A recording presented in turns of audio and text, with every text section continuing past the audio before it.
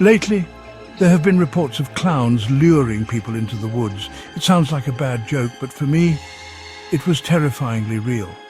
I need to stay anonymous, just in case that clown ever comes looking for me.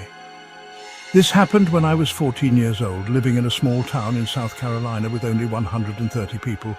It's quiet, surrounded by woods, and nothing much ever happens. That summer I had a job at the local lumber yard, just a mile from my house. Walking to and from work was part of my daily routine. One night, after a long day at work, I started my walk home at 9:30 p.m. The moon lit up the road and crickets and frogs filled the air with noise. Halfway home I heard it, a high-pitched, cackling laugh. I froze, pulled out my earbuds and listened. The sound was gone, drowned out by the frogs.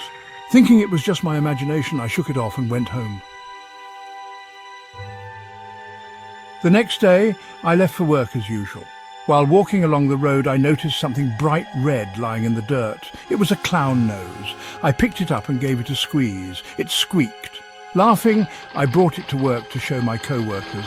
It was just a funny little moment. At least that's what I thought at the time. That night, I headed home again. This time, I forgot my earbuds, so I walked in silence.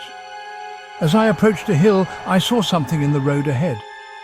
It looked like a deer standing in the fog, but as I got closer, it ran into the woods. Passing the spot, I suddenly heard footsteps behind me. Then a voice called out, "Hey there!" I turned around and there he was, a clown standing in the middle of the road. His costume was filthy, the colours faded to brownish stains.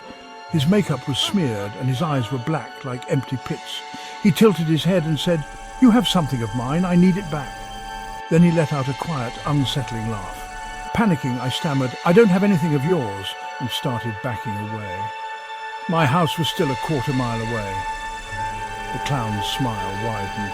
"Well then, if you don't have my nose, I'm going to need yours." He pulled out what looked like a machete from behind his back. I turned and ran as fast as I could. His bare feet slapped against the pavement behind me, and I could hear the sound of his blades dragging on the road. My lungs burned, but I kept going. Every so often I'd hear his laughter. It was high-pitched, mocking and terrifying. Just as I thought I couldn't run any further, headlights appeared ahead.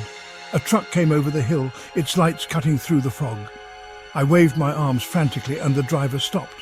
I turned to look behind me, but the clown was gone. No trace of him, no sound, nothing. The truck driver called the police and I told them everything. But there was no explanation. There were no parked cars, no houses nearby, nothing but woods for miles. How did the clown get there? Why was he waiting for me? Later, I found out that other people had reported similar encounters. Clowns hiding in the woods, stalking people. Is it some kind of twisted cult? A group of people working together to terrify others? I don't know. What I do know is this: I'll never walk that road alone again, and I'll never look at clowns the same way.